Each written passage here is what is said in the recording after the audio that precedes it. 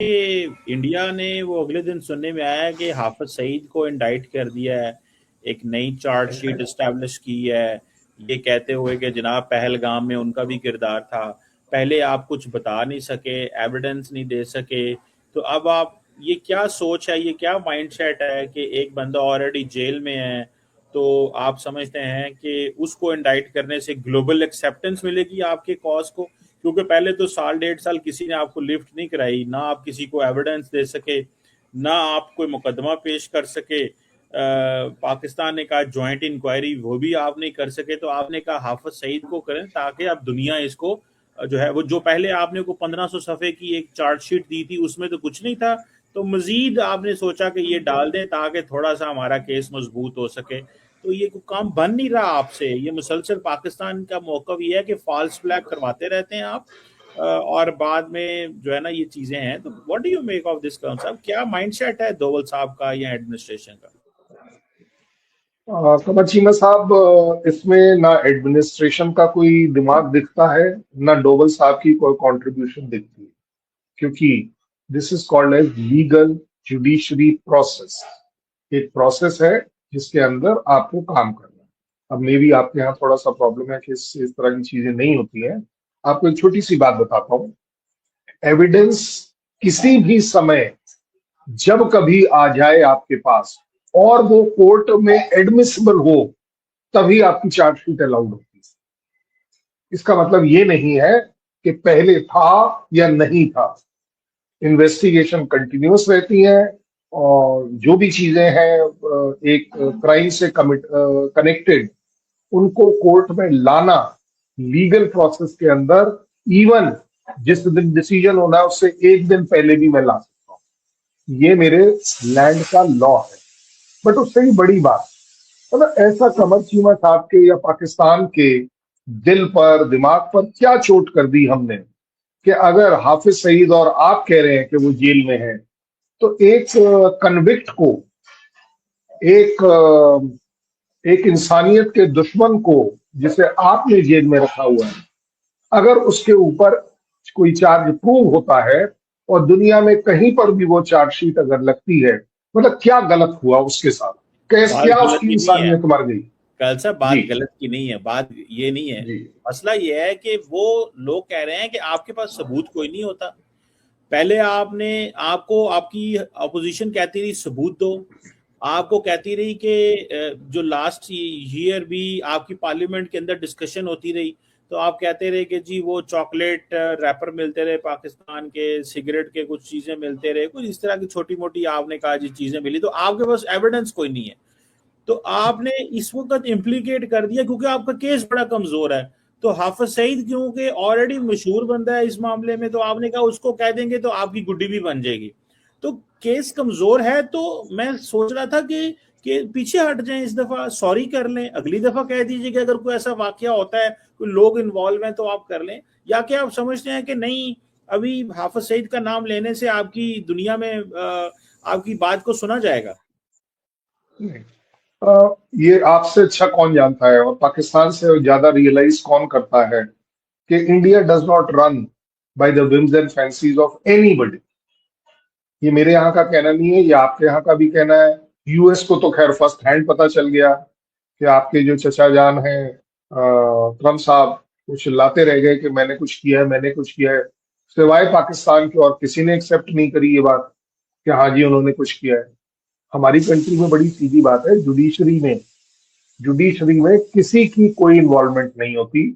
और उससे भी बड़ी बात यह है, आप एक बात बताइए ना, मुझे एक्सेप्टेंस अगर देनी भी होती, जैसा आप कह रहे हैं इस समय, कि चलिए जी हम पहले कोई छोटा मोटा प्रूफ जो था वो नहीं या दे पाए, लेकिन वो छोटा मोटा प्रूफ था, वेल दैट अमाउंट्स टू, कि आप ये तो जरूर मान रहे हैं कि कुछ प्रूफ तो था, लेकिन वो प्रूफ कोर्ट ने एक्सेप्ट नहीं किया, इसलिए वो बात चार्जशीट तक नहीं आई।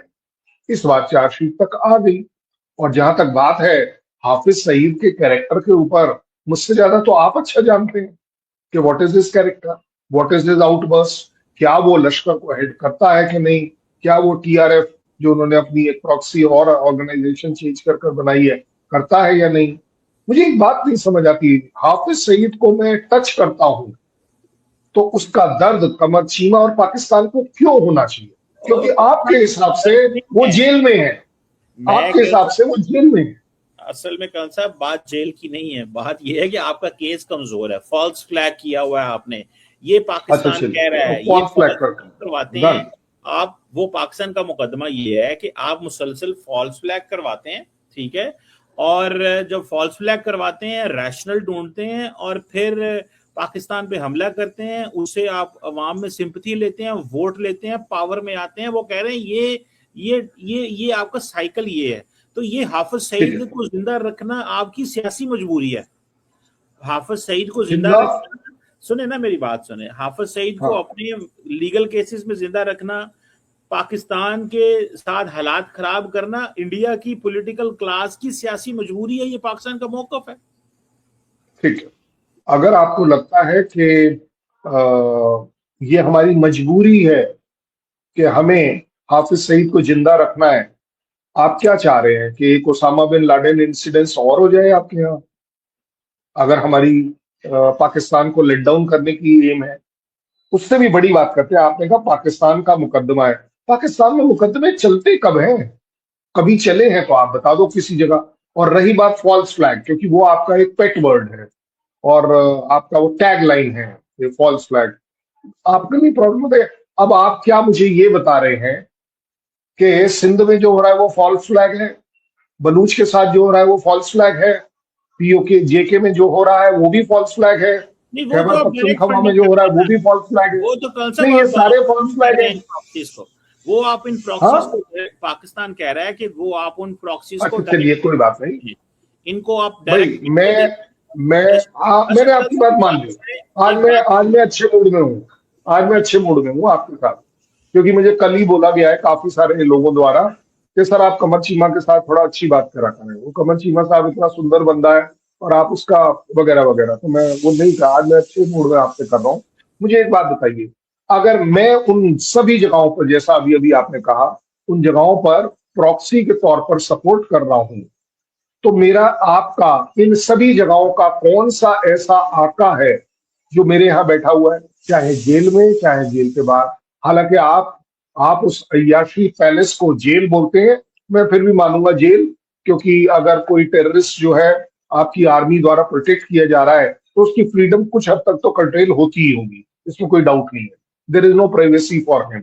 बट मोर इंपॉर्टेंट इज कि मुझे ये भी तो बताओ ना, मैं आपके साथ ढूंढना चाहता हूँ, सीखना चाहता हूँ कि कौन कौन सी जगह से, कौन कौन से मेरे लीडर जो आपके यहाँ इन सभी जगहों पर टेररिज्म की या प्रॉक्सी वॉर को हम चला रहे हैं।